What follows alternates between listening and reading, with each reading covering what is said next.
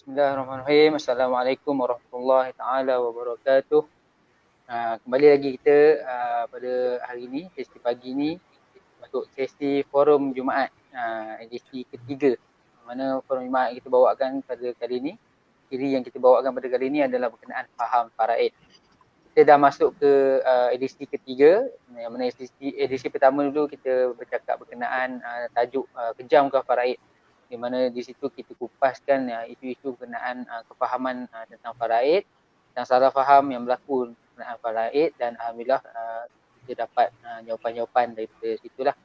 Dan di sesi kedua yang lepas kita pergi lebih dalam sikit, kita nak tahu siapa waris-waris faraid. Okay, untuk minggu ni kita kembali dengan topik, untuk minggu ketiga kita kembali dengan topik faraid di mana hak wanita. Okay, untuk minggu ni kita nak clearkan, kita nak kupas isu berkenaan faraid dan hak-hak bagi golongan kaum wanita ni. Kita nak tengok ada salah faham yang berlaku berkenaan dengan hak faraid bagi kaum wanita, sama ada mereka ni ada hak ke tidak, ataupun hak mereka sedikit ke banyak ke. So kita nak kupas hari ni lah, kita nak dapatkan kepastian, kita nak dapatkan penyelesaian tentang isu ni. Okay. Tapi sebelum saya jemput ahli panel kita pada hari ini, saya nak wawarkan kepada semua yang berada pada hari ini, siapa yang join, siapa yang sedang menonton ni, sama-sama kita like, kita share, kita komen dalam sesi live, kita share kepada orang ramai di luar sana. Semoga insya-Allah apa yang kongsian yang kita buat pada hari ini boleh bagi manfaat, boleh bagi kebaikan kepada semua yang menonton. Boleh orang kata apa, ada ilmu kita kongsikan supaya lebih ramai orang di luar sana yang dapat kefahaman yang lebih jelas tentang apa itu faraid dan apa itu kebaikan dan indahnya faraid yang hukum Allah Subhanahu Taala yang dah turunkan kepada kita semua ni. Okey. Cara saya nak kongsikan sedikit cara khususnya kepada kita perunding My Pusaka, macam mana nak share live ni. Saya galakkan, saya cadangkan untuk tuan-tuan perempuan, perunding-perunding My Pusaka untuk buat watch party dalam FB live masing-masing. Kalau ada FB page, buat watch party. Buat watch party ni kita boleh interact secara direct dengan kita punya follower, dengan penonton-penonton kita. So dekat situ kita boleh bantu mereka kalau ada persoalan, sebab mungkin kalau yang menonton live di FB kita mypusaka.info ni mungkin ada yang diorang tak sempat ataupun diorang bertanya, diorang komen bertanya tapi kita tak sempat nak menjawab sebab kadang masa panjang. So kalau yang tuan-tuan perempuan buat watch party di FB masing-masing, kalau ada pertanyaan daripada follower masing-masing boleh menjawab dari situ. So kepada follower-follower, kepada yang orang ramai di luar sana yang menonton juga untuk sesi FB page kita, FB live kita pada hari ini, forum Jumaat, kalau ada sebarang pertanyaan boleh bertanya secara terus kepada perunding-perunding kami yang jemput anda untuk join sesi kita pada hari ini. Kalau ada soalan berkenaan faraid, apa-apa sahaja berkenaan perancangan harta pun boleh bertanya kepada mereka-mereka di luar sana lah. Kita ada ramai perunding-perunding kita yang saya yakin mampu membantu anda, mampu menjawab persoalan-persoalan anda lah. Okay, so jangan lupa share, like, boleh komen kalau ada persoalan, komen. Dan satu lagi saya galakkan komen kalau siapa yang mendengar sesi live ni, boleh komen, letakkan di situ nota-nota penting yang disampaikan oleh panel kita hari ini, supaya orang yang baru menonton nanti dia tak ketinggalan, dia tahu ada nota-nota yang cakap apa, isi-isi yang ditinggalkan oleh ahli panel sebelum ni, dia tinggalkan. Bila kita komen situ, mereka boleh tengok dan diorang akan tak ketinggalan lah, walaupun diorang tonton FB live ni di pertengahan nanti. Okay, sekarang dah masuk pukul 11, saya nak jemput ahli panel kita lah untuk bersama dengan saya hari ni.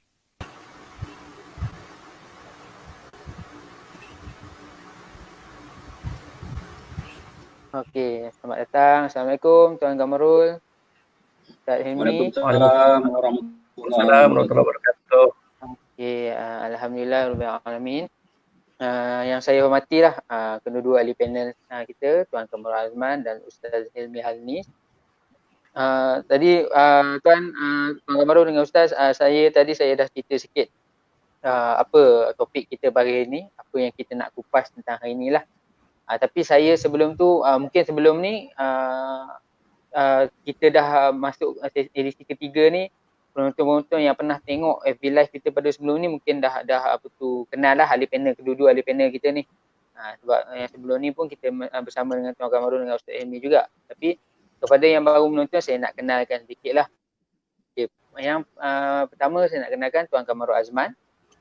Beliau ni tak asing lah dalam dunia perancangan harta dan pengurusan pusaka ni. Merupakan CEO di Pusaka sendiri. Dah berpengalaman bertahun-tahun dalam bidang perancangan harta dan pengurusan pusaka ni. Dah banyak orang kata turun ke Padang, berjumpa dengan orang-orang yang ada masalah, membantu orang ramai di luar sana nak buat perancangan harta dan membantu waris-waris nak buat pengurusan pusaka.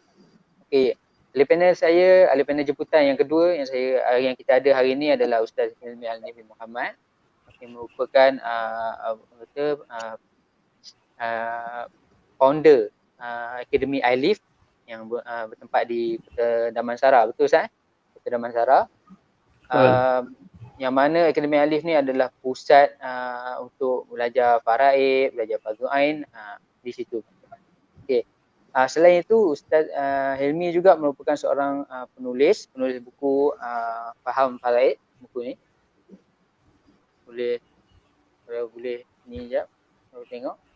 Buku Faham Faraid. Okay. Dan untuk edisi kita, sepanjang edisi kita berkenaan Faham Faraid ni, forum Jumaat ni, apa isu-isu yang kita kupaskan adalah daripada buku Faham Faraid ni. Kita berdasarkan kepada buku ini. Dan cakap apa, kepada orang luar sana yang berminat nak dapatkan buku ni, boleh pergi ke www.fahamfaraid.com. Kat situ boleh buat tempahan untuk dapatkan buku ni. Okay, selain tu, bagi yang baru menonton, bagi yang sedang menonton, boleh komen, tinggalkan komen saya nak daftar dekat itu. Yang mana kalau tinggalkan komen tu, kalau ada apa-apa masalah berkenaan dengan faraid, berkenaan perancangan harta, nak buat analisa faraid, tinggalkan komen saya nak daftar dan insyaAllah nanti pegawai kami, staf kami akan hubungi anda untuk jelaskan apa-apa permasalahan yang anda ada. Okey, saya tak nak cakap panjang lah. Kita, ahli panel kita pun dah bersama kita hari ini. So saya nak teruslah kepada sesi forum Jumaat kita pada pagi ini. Okey, macam saya cakap tadi, forum kita pada hari ini untuk ahli panel adalah berkenaan dengan hak faraid bagi kaum wanita. Kita dah bincang sebelum ni berkenaan apa itu faraid. Yang edisi kedua kita dah bincang berkenaan waris-waris faraid. Tapi hari ni kita nak bincang berkenaan hak faraid bagi kaum wanita. Kita nak pergi detail kepada untuk kaum wanita ni. Kita nak leraikan, kita nak ungkaikan persoalan ataupun salah faham yang berlaku kepada orang ramai di luar sana yang kata wanita ni hak faraid dia tak ada ataupun sedikit. So kita nak tahu betul ke? So kita nak dapatkan pandangan daripada orang yang berpengalaman dalam bidang ni. Dan orang kata pun Ustaz Hilmi sendiri pakar dalam faraid. Okey. Soalan pertama saya kepada Ustaz Hilmi lah macam biasa. Ustaz, untuk permulaan saya nak bagi soalan yang basic je dulu. Bila kita katakan kita nak sentuh berkenaan dengan hak faraid wanita ni, sedikit pandangan Ustaz lah. Betul atau tidak wanita ni hak dia tak ada dalam faraid ataupun sikit hak dia dalam faraid? Adakah pandangan ni betul Ustaz? Silakan Ustaz. Bismillahirrahmanirrahim. Alhamdulillah rabbil alamin wassalatu wassalamu asyrafil anbiya'i wal mursalin wa ala alihi washabihi ajmain. Rabbi shrah li sadri wa yassir li amri wahlul 'uqdatam min lisani yafqahu qawli. Subhanaka la ilma lana illa ma 'allamtana innaka antal alimul hakim wa la hawla wa la quwwata illa billahil aliyyil azim. Assalamualaikum warahmatullahi wabarakatuh. Terima kasih Al-Fadil Ustaz Saini. Yang dihormati Tuan Kamarul, CEO My Pusaka. Jadi terima kasih kerana jemput sekali lagi dalam forum Jumaat. Jadi pada kali ini topik ni kata menarik sedikit, itu berkenaan dengan perempuan kan, hak perempuan dalam faraid.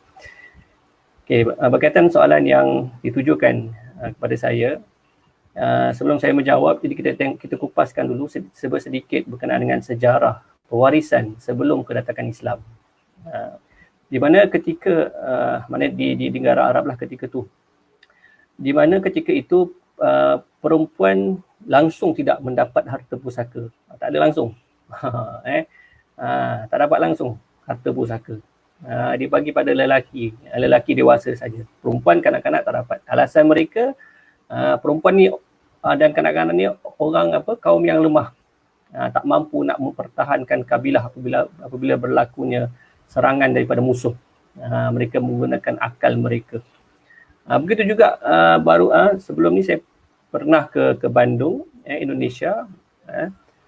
Saya ada bertemu dengan kawan adik saya ni, dia ada bengkel motosikal, namanya Bapak Fajar. Dia suku kaum Batak dia. Ceritalah sikit pasal harta pusaka ni kan. Dia pun ceritalah kaum Batak ni, mana yang bukan Islam lah. Dia kata kaum Batak ni pun dia bagi harta pusaka pada lelaki saja. Perempuan tak bagi langsung. Alasan mereka yang lelaki yang bekerja, yang bertungkus lumus, yang beri nafkah. Jadi yang diberikan harta pusaka tu kepada lelaki saja, perempuan tidak diberikan langsung harta pusaka. Itu sebelum kedatangan Islam, ataupun kalau yang ni kaum Batak ni yang bukan beragama Islam. Jadi kalau kita apabila datangnya Islam, apabila datangnya Islam, maka Islam telah memberikan hak kepada perempuan. Memberikan hak kepada perempuan, yang maksudnya sebelum ni mereka tak dapat, tetapi apabila datang Islam, mereka ni dapat harta pusaka. Mereka dapat harta pusaka. Kita tengok dalam ayat dalam surah An-Nisa ayat yang ke-7, auzubillahi minasyaitonir rajim. Lirijali nasibum mimma tarakal walidani wal aqrabun walin nisa'i nasibum mimma tarakal walidani wal aqrabun mimma qalla minhu aw katsur nasiban mafruḍa. Bagi orang-orang lelaki, mereka ada bahagian daripada peninggalan kedua ibu bapa dan kaum kerabat. Dan begitu juga bagi orang-orang perempuan, mereka pun ada hak, ada bahagian daripada peninggalan kedua ibu bapa dan juga kaum kerabat, sedikit ataupun banyak, bahagian yang telah ditetapkan oleh Allah Subhanahu Wa Taala. Jadi dalam Islam ni telah memberikan hak kepada perempuan. Kemungkinan lah saya rasa orang kata perempuan ni tak ada hak, mungkin dia salah faham. Salah faham maksudnya perempuan tu terhalang. Contoh si mati meninggalkan seorang anak lelaki dan juga adik-beradik perempuan. Jadi dalam pembagian pusaka, adik perempuan tu terhalang oleh anak lelaki tu. Maka dia akan anggap, perempuan ni tak dapat. Macam tu. Macam tu. Jadi sebenarnya mereka ahli waris, di mana kita telah sebutkan minggu lepas, tetapi mereka terhalang oleh anak lelaki itu. Bukan maksudnya mereka ni dihalang oleh syariat, tak, tapi dihalang oleh ahli waris yang lain. Dalam faraid kita mengutamakan mengutamakan ahli waris yang terdekat seperti anak dan bapa. Mungkin dia faham kat situ. Tetapi kalau contoh si mati ada anak lelaki dan anak perempuan, anak perempuan tu dapat. Ataupun si mati tu tidak ada anak langsung, ataupun ada anak perempuan saja, adik-beradik perempuan akan dapat. Sebab tidak ada yang menghalang pusaka. Okey, dan berkaitan soalan yang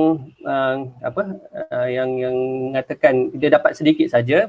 Okey, memang tidak dinafikan bahagian perempuan ni sedikit. Contohnya bagi anak lelaki dan anak perempuan, nisbah dia mesti 2-1. Dua orang lelaki, seorang lelaki tu mendapat 2 bahagian, seorang perempuan dapat 1 bahagian. Okey. Dan begitu juga suami isteri. Suami kalau isteri meninggal dia dapat 1/2 kalau isteri tiada anak, dan isteri kalau suami meninggal dapat 1/4. 1/4 kalau suami tak ada anak, mana separuh kan, sedikit. Namun begitu tak semua keadaan yang menunjukkan perempuan tu dapat sedikit. Sebab apa? Ulama ada mengatakan lebih kurang 100 ataupun lebih daripada 100 keadaan atau 100 kes yang mana perempuan mendapat lebih banyak daripada lelaki. Contoh, seorang meninggal dunia, meninggal seorang anak perempuan dan 2 orang saudara lelaki seibu sebapa. 2 orang adik-beradik lelaki. Dalam kes ni perempuan akan dapat 1/2 kan, 1/2 sebab seorang anak perempuan tu, anak perempuan dapat 1/2 dan baki ni 1/2 dibagikan kepada saudara lelaki yang 2 orang tu. 2 orang maknanya 1/2 tu bagi pula 2 orang dapat 1/4. Kat sini siapa lagi banyak? Anak perempuan lah kan. Anak perempuan 1/2. Saudara lelaki seorang 1/4. Tu. Anak perempuan lagi banyak. Contoh yang kedua. Bagi sikit je lah. 2 contoh je. Okay, contoh dia. Si mati meninggalkan seorang saudara perempuan seibu sebapa. Adik-beradik perempuan tapi seibu sebapa. Dan meninggalkan 2 orang saudara lelaki sebapa.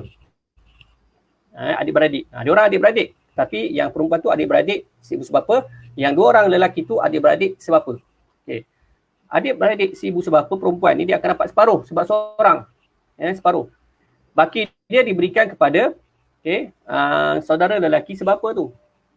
Baki dia berapa? 1/2. 1/2 tu bagi dengan 2 orang. Maka seorang akan dapat 1/4. Mana siapa yang banyak kat sini? Tentulah saudara perempuan seibu sebapa mendapat lebih banyak daripada saudara lelaki sebapa. Bukan semua kes perempuan mendapat lebih banyak daripada lelaki. Wallahu a'lam. Okay, baik. Terima kasih Ustaz ulasan untuk soalan pertama tu. Maksudnya first sekali kena betulkan pandangan sama ada orang kata apa, perempuan ni waris perempuan ni bukan tak ada hak, ada hak dia. Cumanya sedikit sebanyak tu bergantung kepada situasi dan saya rasa mungkin soalan lepas ni pun mungkin ada Ustaz boleh jawab yang mungkin ada keadaan yang mana sebenarnya waris lelaki pun lagi sikit dia punya hak dia berbanding dengan waris perempuan.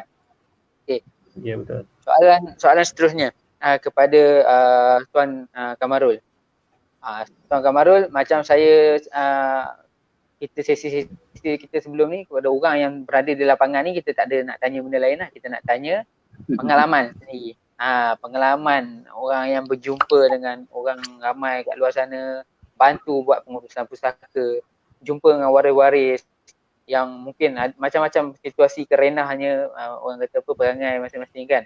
Tu Tuan sendirilah berdasarkan pengalaman, berdasarkan pandangan Tuan, pernah tak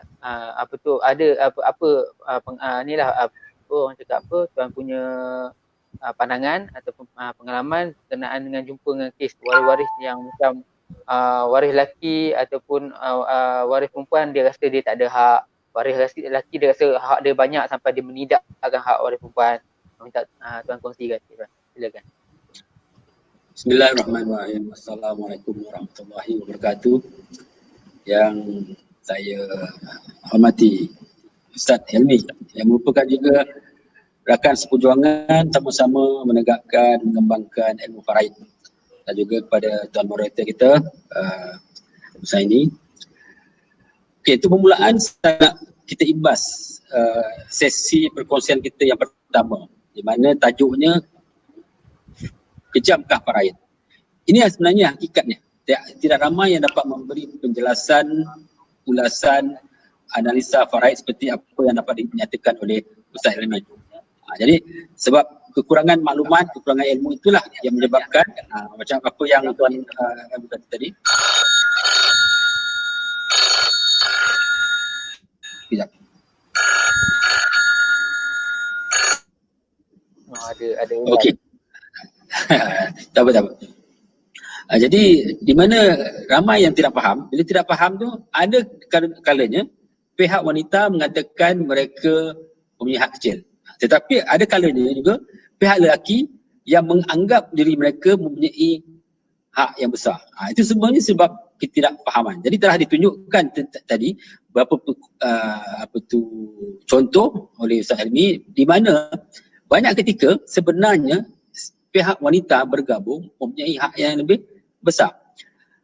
Selalunya yang saya lihat berlaku lah ialah apabila seorang itu meninggal, yang mana dia tidak, waris warisnya termasuk keluarga lapisan, maksudnya bukan isteri dan anak-anak, termasuk kepada ibu bapa, termasuk kepada adik-beradik. Itu yang menyebabkan kadang-kadang menjadi kerisauan kepada si isteri. Si isteri selalu menganggap hak dia 1/3 kalau ada anak, 1/4 jika tidak ada anak, dan mengatakan dirinya akan teraniaya ataupun akan mudarat. Itu yang selalu mereka beranggapan. Kemudian yang pihak lelaki pula, terutama sekali kalau adalah adik-beradik lelaki yang punya hak.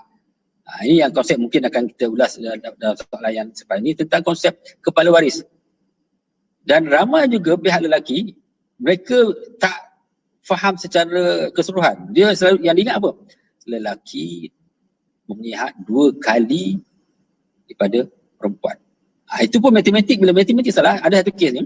Okay, ini kes benar. Seorang suami meninggal dunia, meninggalkan isteri. Okey. Dan tidak ada anak. Ada ibu saja.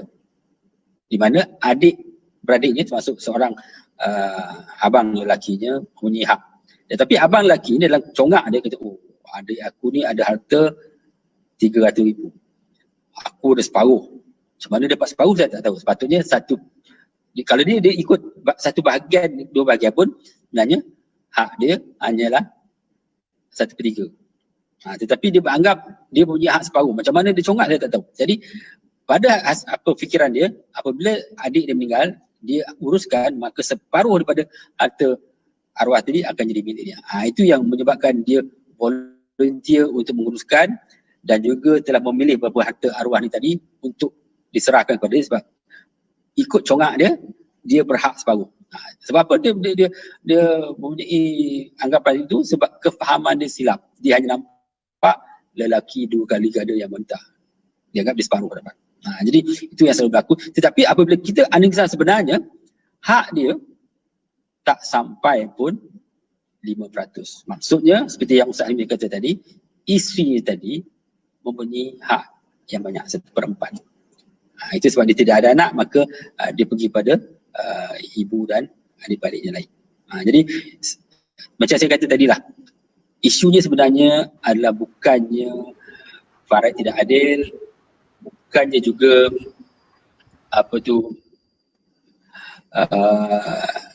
kita menidakkan hak wanita, tetapi sebenarnya ialah kita tidak faham.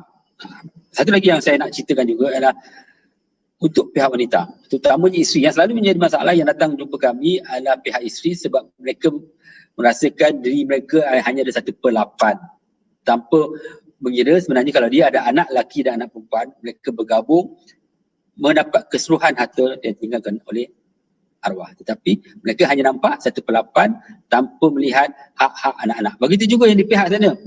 Contoh yang Ustaz Hamid bagi tahu tadi, jadi isteri pada arwah, dia ada anak perempuan 2 orang. Lepas tu ada adik-beradik, arwahnya ada 2 lelaki. Kalau dicongakkan sebenarnya, si isteri tadi dengan anak perempuan yang bawah umur bergabung tadi mempunyai hak yang lebih banyak daripada pakcik tadi. Jadi tak ada isu yang mana banyak ketika hak wanita, hak faraid wanita itu sebenarnya kecil dan tidak boleh membantu. Itu pertama. Yang satu lagi yang banyak yang si isteri tidak nampak adalah sebelum dibahagikan kepada waris-waris, sekiranya ada nafkah tertunggak boleh dituntut. Begitu juga ada tuntutan hasil perceraian dan boleh dituntut. Itu satu. Dan itu juga hak anak-anak bawah penjagaan si isteri tadi. Jadi nanti kita akan kupas lagi lebih lanjut. Sangat penting. Itu yang saya dan Ustaz Amin selalu lakukan adalah memberi penerangan yang jelas tentang faraid. Bukan saja pengiraan tetapi konsep asas supaya umat Islam di luar sana faham dan tahu bagaimana untuk menggunakan faraid untuk memastikan apabila meninggal dunia, harta-harta itu dapat dibagikan secara tepat dan tidak ada waris-waris yang mudarat. Itu jawapan saya untuk soalan pertama. Okey. Terima kasih Tuan Kamarul. Okey. Jelas. Orang kata daripada orang yang berada di lapangan sendiri berjumpa dengan waris-waris yang disebabkan tak faham ni sampai tak nak buat pengurusan pusaka sebab dia rasa macam hak dia sikit tu tak berbaloi dia buat. Ada yang macam ni pun ada. Tapi betul ke tak, itu kena bila dengar ni mungkin baru dapat jawapan, oh sebenarnya hak dia pun banyak, sebenarnya ada haknya. Bukan dia kira banyak atau tidak tapi ada haknya. Okey. Tapi kepada ahli panel kita orang kata apa, saya selalu dengar permasalahan tentang ni lah. Dan atau apa orang kata pengalaman saya sendiri pun saya berjumpa dengan orang di luar sana yang datang mencari nak bertanya berkenaan ni pengurusan pusaka berkenaan dengan faraid, hak faraid semua ni. Saya selalu dengar orang kata pun luahan-luahan kurang macam kurang rasa puas hati. Sebab apa? Selalu cakap macam ni. Saya ni anak perempuan je, anak lelaki tak ada. So harta saya semua pergi kat adik-beradik. Saya selalu dengar. Benda ni benda yang biasa kita dengar. Kalau orang kata pun mungkin kepada yang mereka tak faham tu dia akan rasa macam aduh apa tu anak saya ada anak perempuan saja. Padahal sebenarnya kalau kita yang orang yang kalau kita tengokkan balik hak-hak faraid ni sebenarnya kalau anak perempuan tu berseorangan, hak dia seorang tu pun lagi banyak sebenarnya. Nak berbanding dia bersama dengan waris lelaki. Waris lelaki ni maksudnya adik dia atau abang dia lah. So apa benda-benda ni yang soalan seterusnya saya nak pergi kepada ahli panel kita apa tu yang apa ahli panel jemputan kita Ustaz Helmi ni. Bila saya kata tadi pengenaan salah faham tadi tu Ustaz. Orang kata apa anak perempuan bila kita mati kita tinggalkan anak perempuan seorang je ataupun dua orang pun tapi anak perempuan je adik-beradik banyak hak dia. Adik-beradik tambah lagi kalau adik-beradik tu di kalangan lelaki pula ada bapa-bapa saudara ni. Benda ni salah faham ni benda yang selalu saya dengar. Biasa kita dengar. Tu pandangan Ustaz sendirilah. Betul ke apa tu orang kata kalau kita meninggal anak perempuan seorang je, anak perempuan tu hak dia sikit ataupun tak adalah hak dia. Ke sebenarnya itu salah faham ataupun salah dia dekat bapa-bapa saudara ke macam mana Ustaz? Tak pandangan Ustaz. Silakan. Okey. Terima kasih Ustaz Saini. Jadi untuk anak perempuan ni pembahagian faraid untuk mereka ada dua bahagian. Yang pertama 1/2 dan yang kedua 2/3.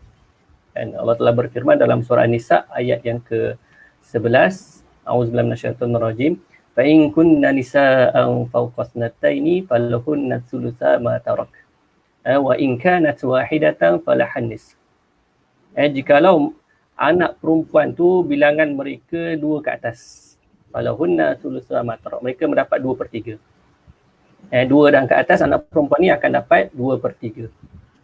Satu. Wa in kanat wahidatan, jikalau mereka ni kalau dia ni seorang je anak perempuan, falahan ni sebabkan bagi dia ni 1/2. Jadi dua bahagian iaitu 1/2 dan 2/3. 1/2 kalau seorang dan 2/3 kalau lebih daripada seorang. Okey, ada yang mengatakan anak perempuan ni dapat sedikit, yang lain tu dapat pada adik-beradik si mati. Dia sebenarnya dia ada 3 keadaan. 3 keadaan. Yang pertama, ada kalanya anak perempuan tu dapat banyak. Mungkin saya dah sebut dah dalam contoh yang pertama tadi, soalan pertama tadi. Jadi saya nak bagikan contoh yang yang kedua, yang mana anak perempuan tu dapat banyak jikalau contohnya si mati meninggalkan 2 orang anak perempuan dan juga 2 orang saudara lelaki si musbapa. 2 orang anak perempuan tadi berapa dapat? Iaitu 2/3. Dia bukan 1/2, 1/2 tu seorang je. 2/3 pula bukan 2/3 seorang. Jangan salah faham. Ni ada orang salah faham 2/3 seorang. Oh, banyak 2/3 seorang. Sebenarnya 2/3 tu kongsi sama rata. Kongsi sama rata. Okey, baki dia 1/3 kepada adik-beradik lelaki tu, 2 orang tu. Jadi dekat sini kalau kita kira-kira lah, setiap orang anak perempuan tu akan dapat 2/6. Setiap orang anak perempuan 2/6 dan setiap orang adik-beradik lelaki tu 1/6. Siapa lagi banyak? Tentulah anak perempuan. 2/6 lebih banyak daripada 1/6. Okey, itu satu. Keadaan yang pertama. Keadaan yang kedua, ada kalanya sama banyak. Sama banyak. Sama banyak. Contoh mudah, seorang meninggal dunia, dia ada seorang anak perempuan dan juga seorang saudara perempuan si ibu sebapa. Saudara perempuan si ibu sebapa. Jadi anak perempuan akan dapat separuh dan separuh lagi kepada saudara perempuan si ibu sebapa. Dia bukan satu dia akan mendapat secara asabah lah. Kalau kita belajar dia panggil asabah ma'al ghairi. Asabah ma'al ghairi. Saudara perempuan dapat separuh juga. Sama. Ataupun saudara lelaki. Oh tadi kalau saudara lelaki lah berkaitan lelaki. Okay. Sama juga kalau saudara lelaki pun dia akan dapat separuh juga. Baki itu separuh. Anak perempuan separuh, saudara lelaki pun separuh juga. Itu sama banyak. Dan ada kalanya kurang. Yang kurang ni yang tak puas hati tu kan. Dia kena kurang sebab bilangan anak perempuan tu ramai. Contohnya ada 4 orang anak perempuan. Ada 4 orang anak perempuan dan adik-beradik si mati ni, adik-beradik lelaki si mati tu ada seorang je. Ada seorang je. Kalau kita congak-congak kira setiap orang anak perempuan tu akan dapat 1/6 sahaja setiap orang. Dan anak saudara lelaki tu, adik-beradik lelaki tu akan dapat 2/6. Dia akan dapat banyak. Jadi dekat sini ialah kita macam setengah orang akan merasakan kenapa dia adik-beradik si mati boleh dapat kan. Kenapa dia cakap macam tu kan. Sebenarnya yang pertama kita tak boleh nafikan itu hukum yang telah ditetapkan oleh Allah SWT kan. Dari segi logiknya kalau kita tengok si mati dengan adik-beradik dia tu dengan anak si mati yang mana yang lebih lama hidup bersama dengan adik-beradik. Tentulah si mati tu dengan adik-beradik lebih lama hidup daripada sejak kecil lagi duduk bersama, bermain bersama kan. Yang kita anak ni kita lahir tu ayah kita dah besar dah kan. Kan contohnya. Jadi kat sini apakah kata salahnya kan diberikan sedikit. Itu pun bukan kata setiap masa dia akan dapat banyak. Kepada adik-beradik ni dia pun hubungan darah dia juga. Bahkan lebih rapat lagi berbanding dengan anak si mati tu. Okey, setakat itu saja. Wallahu a'lam. Okey, terima kasih Ustaz Hilmi. Jelas kata apa? Hak bila lepas ni bila dah dengar penjelasan daripada Ustaz Hilmi ni, lepas ni kalau boleh kita tak nak dengar dah orang kata apa ada anak perempuan ni hak dia sikit. Tak salah sebenarnya. Ada keadaan-keadaan yang sebenarnya hak bagi anak perempuan tu walaupun dia berseorangan banyak, dia lebih daripada hak-hak waris yang lain. Dia bukannya orang kata apa dia hak dia sedikit ataupun tak ada hak dia. Kalau tak ada hak dia tu adalah something wrong dekat siapa-siapa yang menidakkan hak tu. Bukan faraid yang menidakkan hak tu. Itu jelas benda tu. Okey, seterusnya saya kembali kepada Tuan Kamarul. Tadi saya tertarik ada satu term yang Tuan Kamarul sebutkan tadi. Orang kata apa? Kepala waris. Ini mungkin orang kat luar sana tak pernah dengar ataupun pernah dengar tapi tak faham apa kepala waris ni. Tu mungkin ada orang kata apa? Terma kepala waris ni ada kaitan dengan topik yang kita cakap ni. Persoalan yang saya sebutkan sebelum ni pasal anak perempuan ditinggalkan anak perempuan seorang si mati, lepas tu ada bapa saudara, ada saudara-saudara kepada si mati ni yang orang cakap pun mungkin datang nak menuntut hak faraid ni, mungkin ada kena mengena di situ kepala waris tu. Mungkin Tuan Kamarul pengalaman dia sendiri jumpa ke dengan kepala waris dia, minta Tuan Kamarul kongsikan. Silakan Tuan. Okey, seperti yang Tuan Sani kata tadi, sebenarnya banyak bukannya berpunca daripada faraid tetapi berpunca daripada kefahaman masyarakat. Sehingga kan banyak kefahaman itu dah menjadi budaya.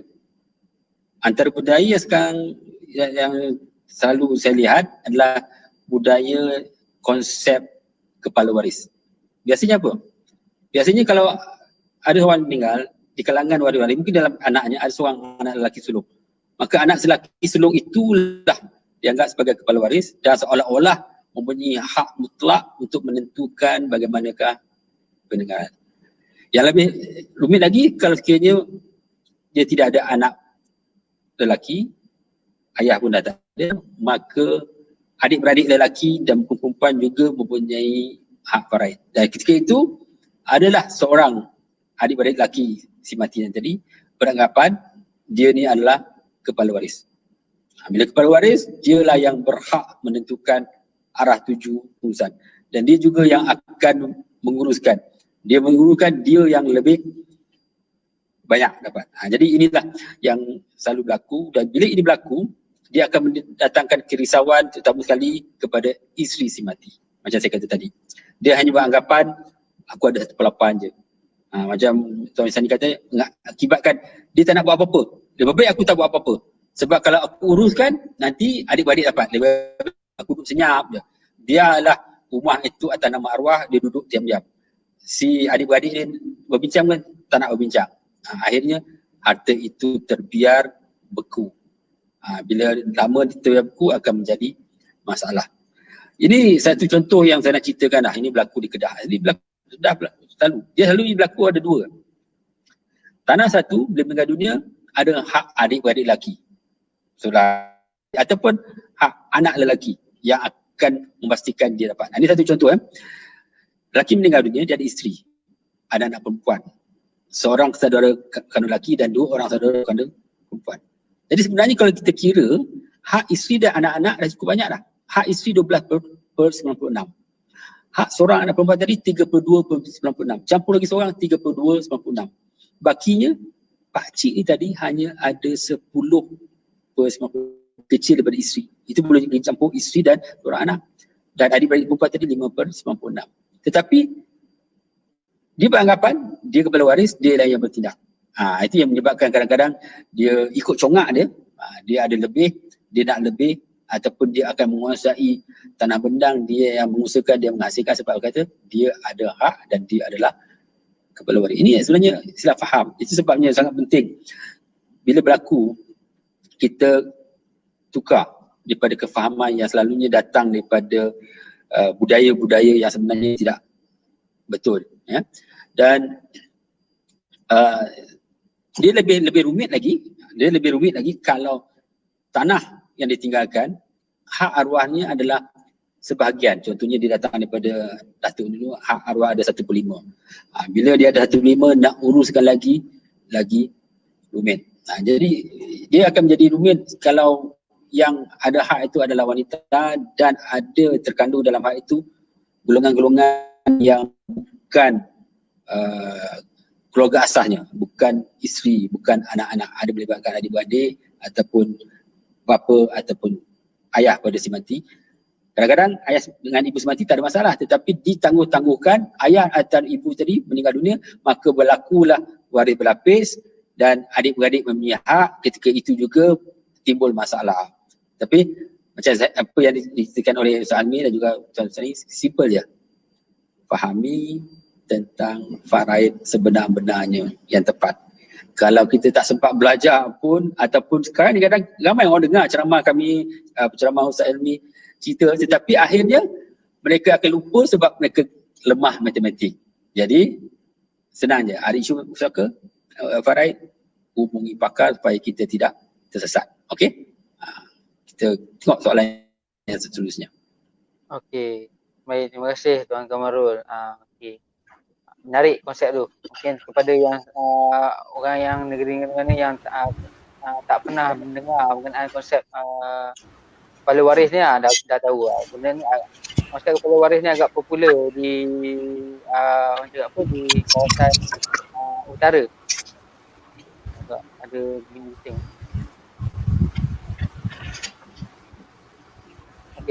Okey, untuk dah jelas.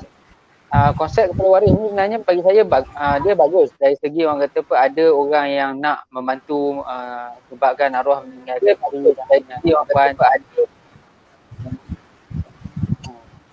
ada gangguan. Apa orang kata bagus sebab membantu urusan pusaka untuk untuk arwah ni. Tapi kena faham konsep sebenar faraid itu macam mana dia setiap pengurusannya. Okey, dah clear. Okey, ada Tuan Kamarul boleh dengar ke? Dengar, saya dengar. Dia ada bunyi bising. Okey, dah clear. Okey, terima kasih kepasan daripada Tuan Kamarul tadi. So, kita nak pergi ke soalan seterusnya, kembali kepada Ustaz Hilmi.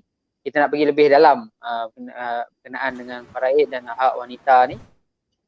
Seterusnya kita nak bertanya, mungkin soalan ni ada orang yang akan suka dengar, dan ada orang yang betul geram sikit. Soalan seterusnya kita nak tanya. Macam mana hak faraid bagi wanita? Saya ada dua soalan yang saya nak rangkumkan dalam satu soalan ni. First sekali, bagi wanita yang dalam kes yang mana suaminya berpoligami, macam mana pembahagian faraid tu dibuat dan berapa haknya. Dan yang kedua adalah dalam kes isteri-isteri yang bercerai semasa hidup tetapi dan masih dalam iddah tetapi suami ataupun bekas suami tadi meninggal dunia. Kita nak tahu dua keadaan ni. First sekali isteri berpoligami dan yang kedua isteri baru lepas bercerai, masih lagi dalam iddah, lepas tu bekas suami tadi tu meninggal dunia. Macam mana hak mereka? Adakah mereka ada hak ataupun tidak? Silakan Ustaz ini. Bismillahirrahmanirrahim. Terima kasih Ustaz Husaini. Sebelum saya menjawab, kita tengok dulu berapakah hak isteri dalam pembahagian pusaka. Dalam Al-Quran surah An-Nisa ayat yang ke-12, Allah berfirman, walahunna rubu'u mimma taraktum illam yakul lakum walad fa in kana lakum waladun falahunna sumunu mimma taraktum. Bagi isteri-isteri kamu, mereka akan mendapat 1/4 daripada harta yang ditinggalkan oleh kamu, wahai suami, jikalau kamu tidak mempunyai anak. Dan jika kamu mempunyai anak, maka isteri kamu akan mendapat 1/8 daripada harta yang ditinggalkan itu.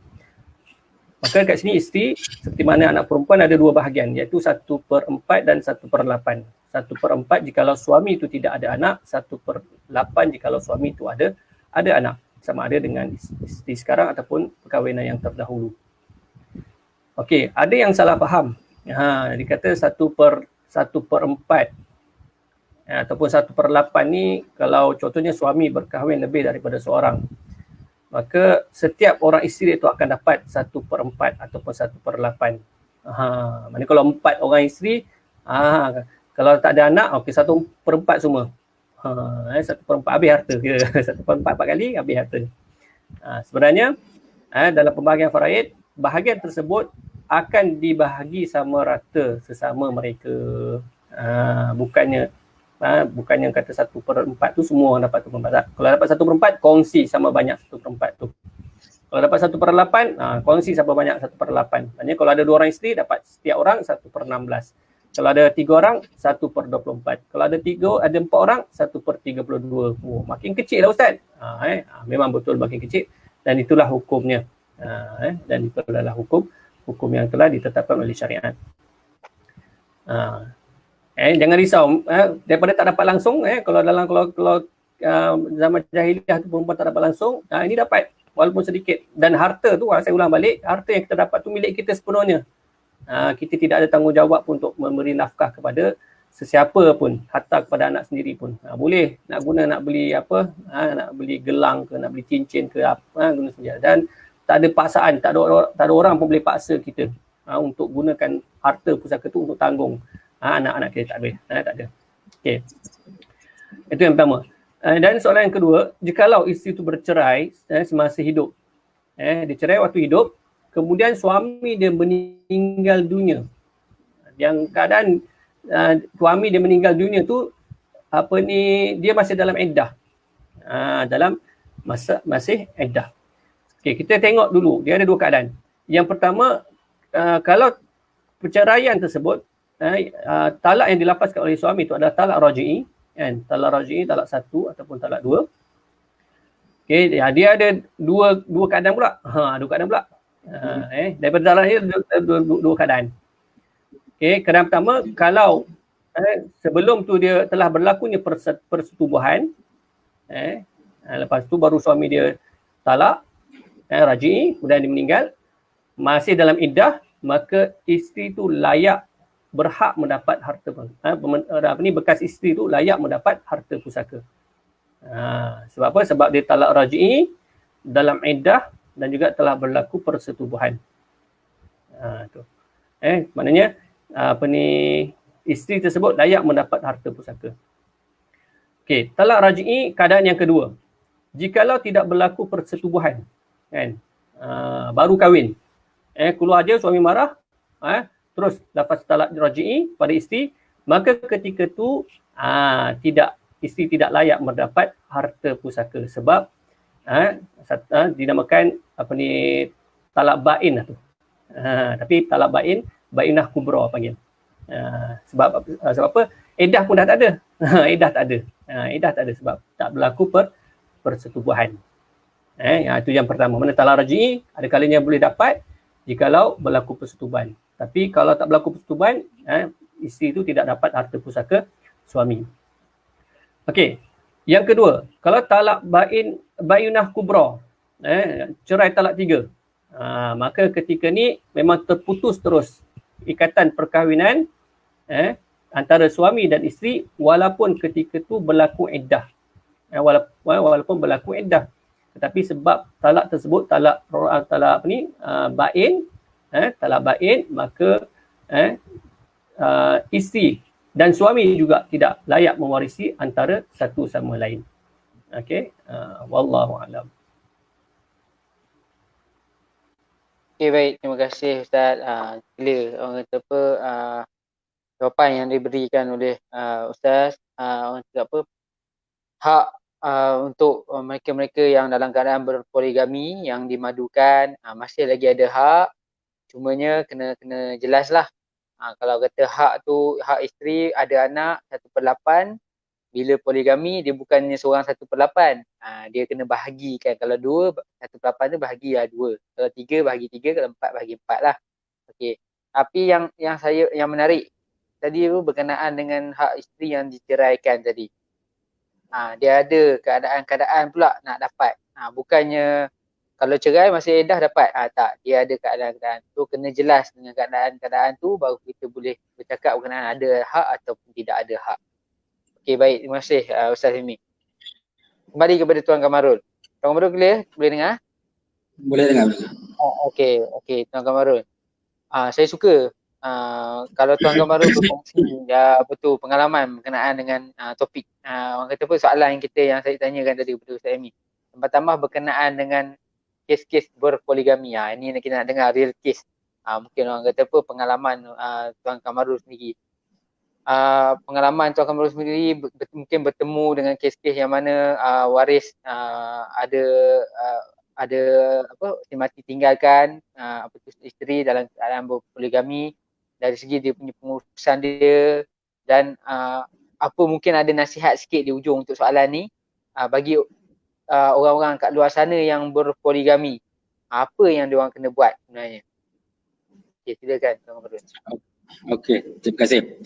Pertama, nasihat saya kepada orang yang berpoligami, tanggungjawab anda besar.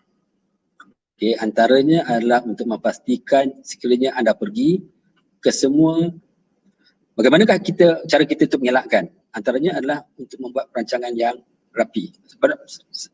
Secara dasarnya, apabila meninggal seseorang suami yang mempunyai beberapa isteri, dia akan meninggalkan masalah ataupun pembahagian yang lebih rumit. Okay, dia ada beberapa isu. Pertama, sangat penting ada senarai ataupun dikenal pastikan siapa waris-waris. Sebab kadang-kadang ni mereka berkahwin tetapi perkahwinan mereka ini disembunyikan. Menyebabkan ketika meninggal dunia itu adalah beberapa waris yang tidak jelas. Ya ke? Contohnya dia pernah berkahwin di Kanada, ada 2 anak di sana, masih berkahwin ataupun bercerai. Ada anak di Kota Baru, ada anak di Ipoh, ada kawan-kawan saya macam tu. Tetapi dia tidak membuat senarai sehingga kan seorang isteri pun tidak tahu yang dia mempunyai anak-anak di tempat lain. Jadi sangat penting, sekiranya dia meninggal dunia dan ada waris-waris yang tersembunyi ataupun tidak diketahui oleh waris lain, takut berlaku bila dibuat pengurusan pusaka, pembahagian, mereka ini tidak diambil kira, maka hak mereka telah diambil oleh waris lain. Sangat penting. Sebab selalunya orang berpoligami lah yang selalunya mempunyai isu-isu waris-waris tersembunyi. Pertama. Keduanya, perlu juga jelas harta-hartanya. Selalunya orang berpoligami juga mempunyai harta pelbagai tempat. Dia ada berkahwin di Kota Baru, dia ada beli tanah di Kota Baru. Dia ada kahwin di Johor Bahru, dia ada harta tanah di Johor Bahru. Jadi bila dah ada ramai waris, harta pun mungkin banyak. Elok juga dikenal pasti semua harta-harta yang ada. Sebab nak bagi ramai ni. Okey. Ketiganya adalah untuk mendapat muafakat, berbincang baik-baik.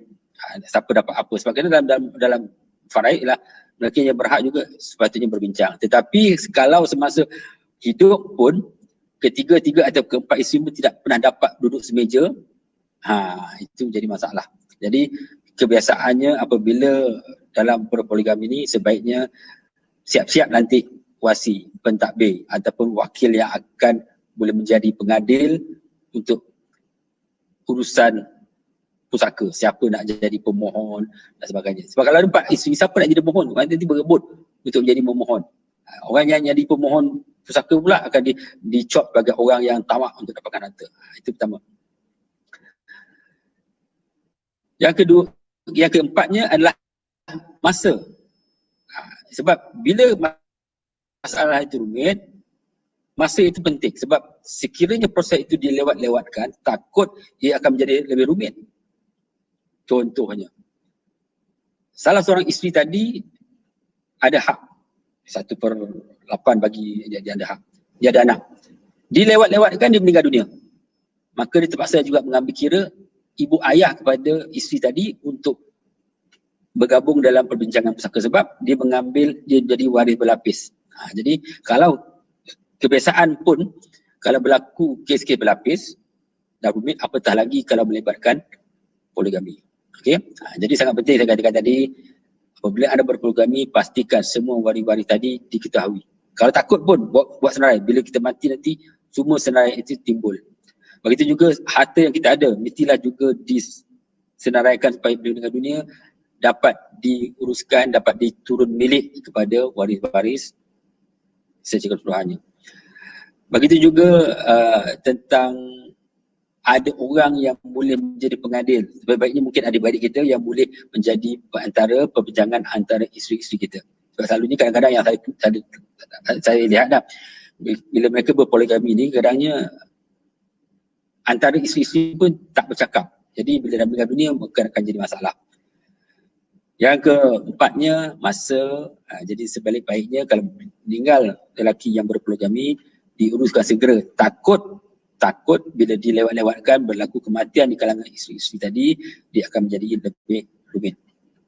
Yang kelimanya, sebab urus pusaka ni memerlukan sedikit belanja. Nak buat permohonan, nak buat carian, kemudian bila lepas bercara kena bayar sikit. Elok juga disediakan dana untuk digunakan untuk mengurus pusaka. Sebab kita tahu kalau masa hidup pun kadang-kadang antara nak bagi nafkah kepada empat isteri pun jadi masalah isu.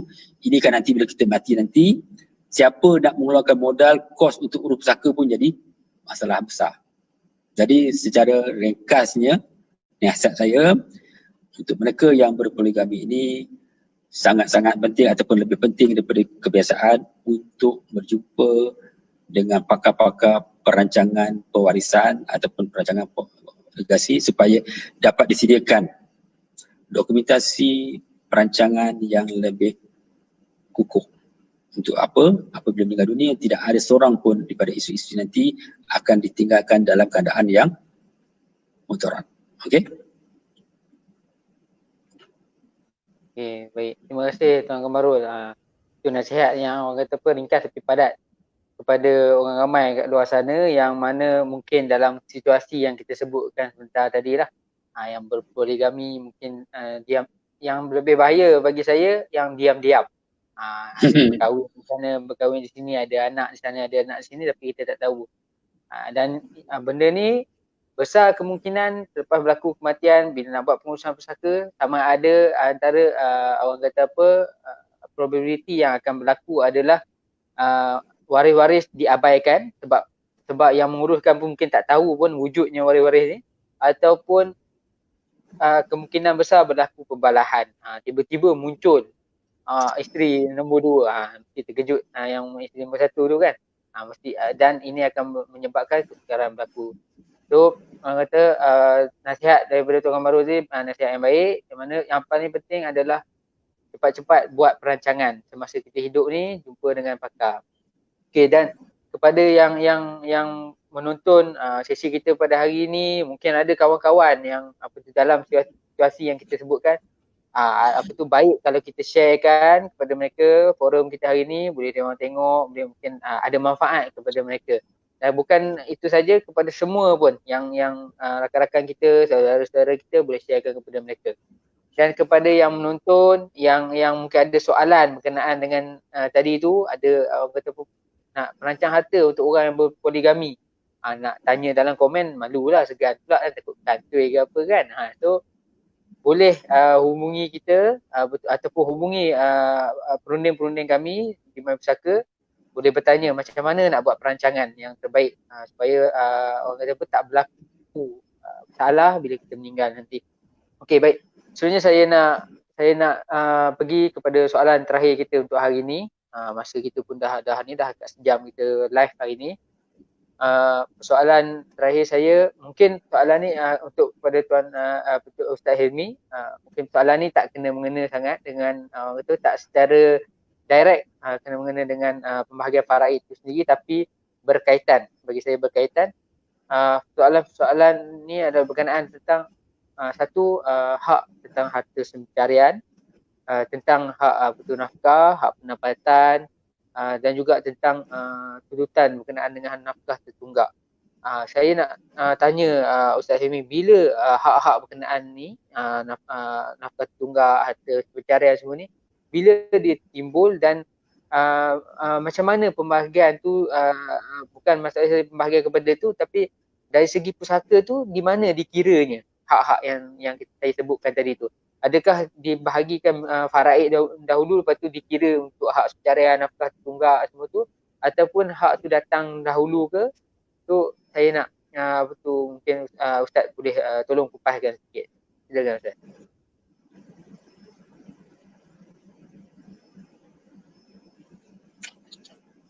Tak dengar Ustaz? Okey. Bismillahirrahmanirrahim. Terima kasih Ustaz Husaini atas soalan ini kan. Berkenaan dengan perkara seperti harta sepencarian, nafkah tertunggak, hak pendapatan kepada isteri. Bila benda tu timbul, kalau kita ambil harta sepencarian, dia sebenarnya kalau ikut hukum dia tidak ada dalil yang spesifik berkenaan dengan harta sepencarian. Namun begitu, ulama telah meletakkan harta sepencarian ini sebagai satu hukum syarak dengan menggunakan kaedah al-adah muhakkamah. Adat itu menghukum. Sebab apa? Kebiasaan adat di Malaysia ataupun di Nusantara, dia ada harta milik bersama suami isteri itu. Dia ada. Oleh begitu, Islam syariat meletakkan dia sebagai hukum syarak kat situ. Okey, berkaitan turutan pembahagian harta pusaka tu, kita kan ada harta, kemudian kita tolak tuntutan harta secara langsung, kemudian tolak hutang, kemudian tolak tolak kos pengurusan jenazah, tolak hutang, tolak wasiat, barulah difaraidkan. Jadi kalau harta sepencarian ni nak letak kat mana, dia dekat dia ada dua, kadang-kadang dia tengok mahkamah, kadang-kadang dia letak sebelum wasiat. Ada kalanya letak selepas wasiat. Itu kena berhubung dengan pihak mahkamah syariah. Dan tuntutan yang nak buat berkenaan dengan hak sepencarian, nafkah tertunggak dan sebagainya itu kena melalui mahkamah syariah. Kita tak boleh pandai-pandai dia. Memang kita baca, okey, had maksimum untuk harta sepencarian ni 50%. Oh, isteri pun dah tolak siap-siap dah 50%. Dah ambil dah. Kadang-kadang kenapa ambil? Oh, ni harta sepencarian saya ni. Jangan 50%. Dia tak boleh buat suka-suka. Dia kena pergi mahkamah. Kena mahkamah ataupun hakim yang akan tentukan berapa peratuskah bahagian dia. Kena tunjuk. Sebab harta sepencarian ni, sebagaimana kita maklum, iaitu harta yang diperolehi dalam tempoh perkahwinan. Dalam tempoh perkahwinan suami isteri. Maknanya kalau suami tu dia dah kumpul harta sebelum dia kahwin, harta tu bukan jadi harta secarian. Sebab dia kumpul sebelum dia kahwin. Sebelum dia kahwin. Jadi dekat situ kena melalui pihak mahkamah. Pihak isteri kena menuntut melalui pihak mahkamah syariah. Dan nafkah tertunggak pun sama juga, dia seolah-olah seperti hutang. Hutang si mati pada isteri ataupun pada anak-anak. Dan yang penting yang saya nak tekan kat sini berkaitan dengan hak penempatan. Hak penempatan isteri dalam tempoh dia iddah ketika kematian suami dia tu. Dekat sini dia adalah yang pertama. Dia yang pertama, iaitu dalam tajuk tuntutan harta secara langsung. Tuntutan harta secara langsung, maksudnya sebelum bayar kos pengurusan jenazah lagi, kena tolak dulu. Tuntutan harta secara langsung. Contohnya seperti gadaian, pinjaman yang mana yang dia tak guna lagi duit tu. Dia pinjam tapi duit tu dia tak guna lagi. Maka bila meninggal, kena bayar dah terus kepada pemberi pinjam. Gadaian, kena selesaikan gadaian dulu. Bayar gadaian dulu, barulah boleh tolak kos pengurusan jenazah. Dan yang ni hak penempatan isteri beriddah. Isteri beriddah bila suami meninggal dunia selama 4 bulan 10 hari.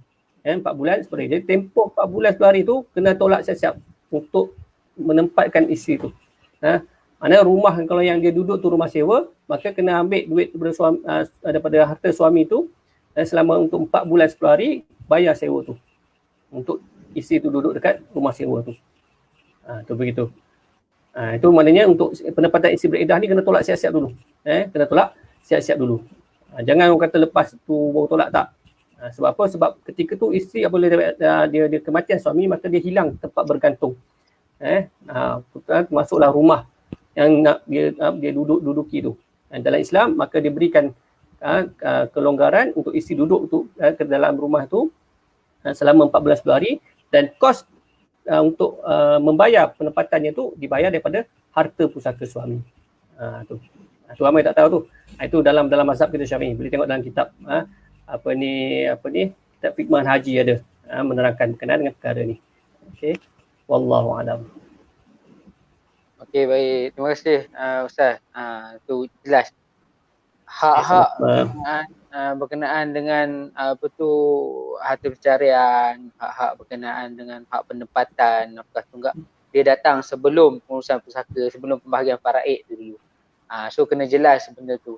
Ataupun macam hak pencarian, mungkin Ustaz kata tadi, kena rujuk dengan mahkamah syar'i, kena buat permohonan di mahkamah syariah. Dia bukan memandai-mandai aje. Tapi hak penempatan tu saya tertarik bila Ustaz sebut. Mungkin ramai yang di luar sana yang tak tahu pasal rupanya ada hak penempatan yang wajib kita kena sediakan untuk isteri yang bila kematian suami semua ni. Sebab mungkin ada setengah kes tu yang bila isteri suami meninggal, dihalaunya daripada rumah tu, dah dihalau, tak dibagi pula sebarang pembelanjaan. Dihalau, orang kata kita panggil dihalau selai sepinggang lah. Itu yang kata menzalimi hak si isteri tadi tu. Sebab setengah kita tak faham mengenai faraid, yang kita faham kita ada hak faraid. Itu bahaya. So kita kena jelas benda ni. Okey. Terima kasih banyak Ustaz atas proses yang tadi, penjelasan tadi tu. Okey. Sama-sama. Kembali kepada inilah Tuan Kamarul untuk soalan terakhir saya hari ni. Kita masih lagi dengan soalan yang sama Tuan Kamarul, berkenaan dengan hak harta secarian, pendapatan ni semua, melalui orang kata pengalaman Tuan sendirilah. Macam mana pengurusan berkenaan hak-hak ini berlaku Tuan? Silakan. Pertama, saya ada beberapa kali berdebat dengan waris sebab mempertikaikan tentang tuntutan hak penempatan. Okey, saya cuba perjuangkan hak penempatan untuk isteri yang tinggalkan. Mereka biasalah bila mereka rasa mereka akan dapat kurang, mereka akan mempertahankan. Jadi alhamdulillah telah dijelaskan tentang apa sebenarnya hak penempatan, di mana pihak arwah suami sebenarnya bertanggungjawab untuk memastikan apabila meninggal dunia, isterinya ada tempat tinggal sekurang-kurangnya dalam tempoh iddah. Apatah lagi kalau si suami tadi mempunyai 4 isteri, maka dia perlu meninggalkan cukup harta untuk memastikan ada hak tempat tinggal isteri-isterinya sekurang-kurangnya dalam tempoh iddah. Okey, berbalik pada cara menuntut. Itu kadang-kadang yang ramai tak faham. Dalam suasana di Malaysia ini, apabila ada harta dinamakan harta bergeran, maksudnya rumah, akaun bank dan sebagainya, perlu ada proses menuntut, di mana salah seorang waris perlu membuat permohonan.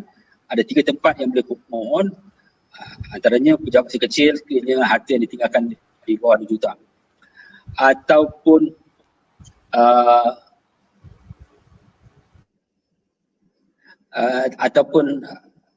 hartanya hanya harta ahli saja boleh dituntut di amanah raya, ataupun harta lebih pada 2 juta perlu dituntut di mahkamah tinggi, bukan mahkamah syariah, mahkamah tinggi civil. Jadi perlu ada orang yang membuat tuntutan. Tetapi sekiranya sebelum tuntutan pembagian itu, ada tuntutan untuk nafkah tertunggak, ada tuntutan untuk penempatan, dan juga untuk atas penjarian, itu perlu dibuat tuntutan di mahkamah syariah. Jadi sangat penting untuk waris tahu di manakah isu-isu yang perlu dibawa ke mahkamah syariah, di manakah proses-proses yang perlu dibawa ke pejabat kecil ataupun mahkamah tinggi. Itu penting. Itu sebabnya apa yang selalu berlaku apabila waris-waris tidak faham, mereka mengambil keputusan untuk tidak berbuat apa-apa. Isteri takut untuk membuat permohonan, takut nanti bila jatuh hukum dia dapat kurang. Yang waris-waris lain tak nak ambil peduli sebab bendanya proses rumit. Sebab siapa-siapa yang akan ke depan untuk menguruskan pusaka kemungkinan akan keluar belanja. Apatah lagi harta yang tinggal hanya tanah. Aku keluar belanja, habis dapat tanah sikit. Duit tak dapat apa, tak dapat ganti rugi, kos. Jadi itulah yang selalu berlaku sekiranya tidak ada persediaan. Ada 4 persediaan yang sangat penting untuk semua orang buat. Tak kisahlah berpoligami ke, bujang ke, tua ke, muda. 4 perkara. Apa dia? Perlu melantik seorang daripada ahli keluarga yang rapat untuk menjadi pemula proses sekiranya kita meninggal dunia. Okey. Keduanya, perlu menyediakan dokumentasi yang jelas, siapa yang dilantik, apa wasiatnya, apa hartanya, siapa waris-warisnya, kalau ada hasrat, apa hasratnya, kalau ada hibah, apa hibahnya. Ketiganya, ada seorang pakar yang boleh membantu waris tadi menggunakan pusaka. Sebab selalunya di kalangan waris tidak ada kepakaran, ataupun kalau seorang pun ke depan untuk menggunakan, kadang-kadang ada pandangan sinis ataupun syak sangka daripada waris lain. Sebab anggapan orang yang ke depan itu cuba untuk mendapat lebih. Okay. Dan yang keempat ni tadi, perlu juga meninggalkan dana yang telah dikenal pasti. Ini duit ni boleh diambil hanya untuk apa? Untuk kos sara hidup. Untuk membayar hutang-hutang. Dan juga yang ketiganya untuk membayar apa saja kos-kos yang berkaitan dengan pusaka. InsyaAllah dengan adanya keempat-empat perkara tadi yang kita sediakan semasa kita hidup, jangan tunggu kita dah mati, jangan kita tunggu kita dah nazak, kita buat sekarang. Masa muda, masa sihat, masa ada harta, masih lagi siuman, berakal. Jadi itulah 4 perkara yang kita buat, insyaAllah. Dengan adanya 4 perkara tadi, banyak perkara-perkara yang kita selalu lihat akan kurang berlaku. Okay. Dan akhir sekali, sangat-sangat penting juga secara serba sedikit, semua umat Islam perlu tahu tentang faraid. Konsepnya. Kalau tak tahu mengira, tak apa. Boleh tanya dengan mereka yang tahu kira, ataupun boleh pergi ke laman web yang disediakan oleh JAKIM, www.faraid.gov.my. Ada faraid calculator. Isilah nanti dia tolong kirakan buat matematiknya. Tapi yang penting kita kena tahu siapakah waris-waris kita nak letak dalam carta itu untuk dikira. Okey. Tetapi sebaik-baiknya jumpalah mereka-mereka yang telah dikenal pasti yang memang mempunyai kepakaran dalam faraid.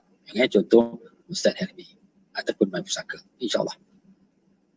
Okay, baik, terima kasih Tuan Kamarul. Jelas apa hak-hak tadi tu ada waris-waris dari kalangan isteri lah. Maksudnya ada hak dari segi perceraian, hak penempatan, hak dari segi nafkah tunggak, tapi ada kaedah dari segi nak menuntutnya, bukan tunggu orang kata pun orang bagi, tak, dia ada proses yang perlu dibuat. Dan kepada waris-waris yang lain pun kena faham yang isteri ni dia ada hak atas yang perkara tadi tu sebelum pembahagian faraid itu berlaku. Jangan orang kata nak kira tentang faraid saja, yang hak-hak isteri yang lain diabaikan. Okey, setakat untuk hari ni, alhamdulillah selesai soalan saya kepada ahli panel kita. Soalan-soalan yang kita dah sediakan tadi. Sebenarnya tadi kita dah tanyakan, harap ada menjawab soalan-soalan kepada orang ramai yang menonton pada hari ini. Tapi sekali lagi saya nak ulang,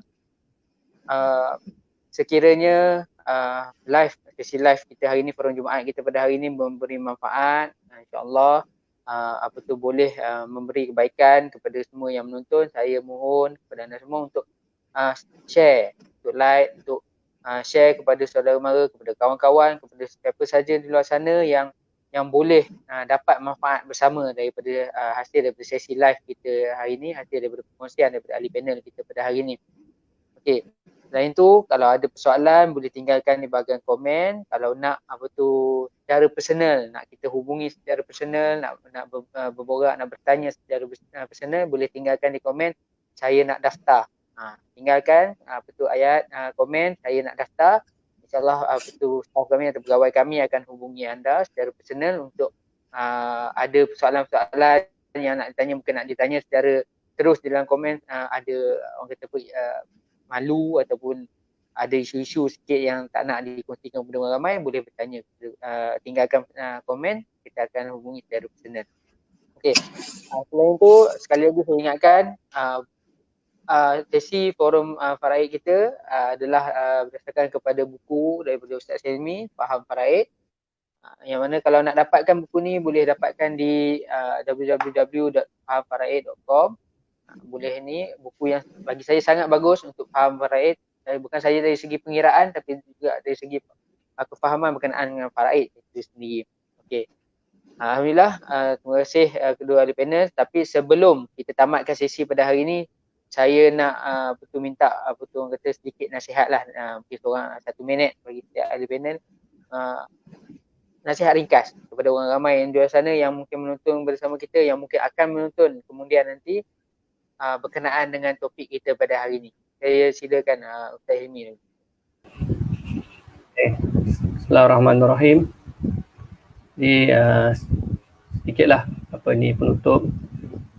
Saya harap tuan-tuan puan-puan yang mengikuti forum kali ini dapat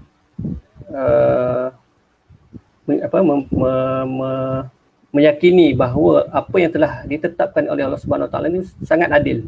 Tak kira lah sedikit ke banyak. Itu tetapan tilka hududullah, kata dalam ayat yang ke-13 surah An-Nisa. Itu adalah had-had Allah Taala, kan. Allah dah telah tetapkan. Kita kena yakin, kita kena terima berapa bahagian kita tu yang telah Allah tetapkan. Dan hikmahnya sangat banyak sebenarnya. Tak dapat kita temui hikmahnya tu. Yang terlampau banyak hikmah dia. Kita yakin terima dan insya-Allah rezeki kita tu diberkati. Kita lebih baik memperolehi rezeki yang berkat walaupun sedikit berbanding rezeki yang tidak berkat walaupun banyak. Kita nak mana? Kita nak sedikit tapi berkat. Berkat maknanya ziyadatul khair, bertambah kebaikan itu. Kita nak itu. Okey, wallahu a'lam. Okay, baik. Terima kasih nasihat ringkas daripada Ustaz Helmi. Terusnya, Tuan Kamarul, sedikit nasihat ngobrol berkenaan topik kita pada hari ini. Silakan Tuan. Pertama, saya sarankan semua orang belilah buku Faham Faraid yang ditulis oleh Ustaz Helmi. sangat bagus untuk menjadi panduan kita. Okey, lagi satu, kita juga macam saya nasihatkan di sesi yang sebelum ini, kita perlu lihat dalam bentuk perancangan legasi. Sebab apabila kita faham faraid, kita faham perancangan legasi, maka kita akan melihat benda ni lebih luas. Sebab kita buat perancangan bukan saja untuk kebahagiaan kita di dunia, tetapi untuk memastikan kesejahteraan kita di akhirat. Ruh kita aman. Bukan itu saja, kita nak juga harta kita tadi dapat dimanfaatkan kepada bukan saja kepada waris-waris, tapi mungkin juga sebahagian kepada masyarakat dalam bentuk sedekah, wakaf selepas kita meninggal dunia. Dengan keadaan itu, kita pasti setiap usaha kita selama kita hidup akan memberi manfaat yang berpanjangan. Janganlah kita usaha masa hidup, bila meninggal dunia harta kita beku. Usaha untuk mendapatkan harta, mempunyai zuriat, tapi apabila kita meninggal dunia, harta kita disalahgunakan dan zuriat kita tetap tinggal dalam keadaan mudarat, lebih mudarat daripada ketika kita masih hidup. Jadi itulah kita lihat secara keseluruhan supaya kita dapat mengukuhkan ekonomi umat Islam. Sebab apabila kita dalam keadaan ekonomi kukuh, maka kita akan lebih dapat memberi kebahagiaan kepada masyarakat secara keseluruhan. Okey, itu nasihat saya. Assalamualaikum warahmatullahi wabarakatuh. Okey, baik. Terima kasih Tuan Kamarul atas nasihat tadi. Okey, saya rasa setakat itu saja untuk sesi forum Jumaat kita pada edisi kali ini, edisi ketiga. Saya sebelum tu saya nak ucapkan terima kasih, ribuan terima kasih kepada ahli panel kita pada hari ini sebab sudi luangkan masa, sudi berkongsi bersama kita sedikit ilmu, sedikit kesabaran yang mungkin insyaAllah boleh memberi kefahaman dan mungkin boleh menjentik hati-hati kita di luar sana untuk lebih faham dan lebih orang kata pun boleh timbulkan rasa cinta kepada faraid sendiri. Okey, terima kasih Tuan Kamarul, terima kasih Ustaz Hilmi. Okey, tapi sebelum tu, sebelum kita tamatkan live ni, saya nak maklumkan edisi forum Jumaat seterusnya kita ada 4 edisi berkenaan forum Jumaat berkenaan faham faraid ni, dan hari ni edisi ketiga. Seterusnya kita akan adakan edisi yang keempat iaitu pada Jumaat 7 hari bulan Ogos. 7 Ogos. Okey, 7 Ogos. Sebab minggu depan kita akan menyambut Aidil Adha. So kita takkan adakan sesi forum Jumaat kita untuk minggu depan, tapi kita akan skip ke minggu seterusnya selepas Aidil Adha, itu 7 hari bulan 8. Dan dengan topik yang kita akan bincangkan adalah berkenaan dengan taqarrush. Mungkin ada orang dekat luar sana yang tak pernah dengar apa ni taqarrush ni apa. Itu. Saya nak tahu apa tu taqarrush ataupun bahasa Melayunya muafakat waris. Tu macam mana muafakat waris ni berlaku dalam faraid? Ada ke satu term yang kita namakan muafakat waris dalam faraid ni, dan macam mana benda tu berlaku, apa rupa-rupanya, kita nak kupas dalam perkongsian kita untuk edisi terakhir forum Jumaat faham faraid pada 7 hari bulan 8 nanti, 7 Ogos. Okey, setakat itu saja untuk hari ini. Saya rasa tak terlalu awal saya ucapkan salam Aidil Adha kepada semua yang menonton kita pada hari ini, untuk kaum muslim di luar sana, dan semoga siapa saya yang melakukan ibadah kurban semoga dapat diterima oleh Allah SWT dan diberkati olehnya. Okey, dengan itu saya ucapkan bila taufik wa hidayah. Assalamualaikum warahmatullahi wabarakatuh.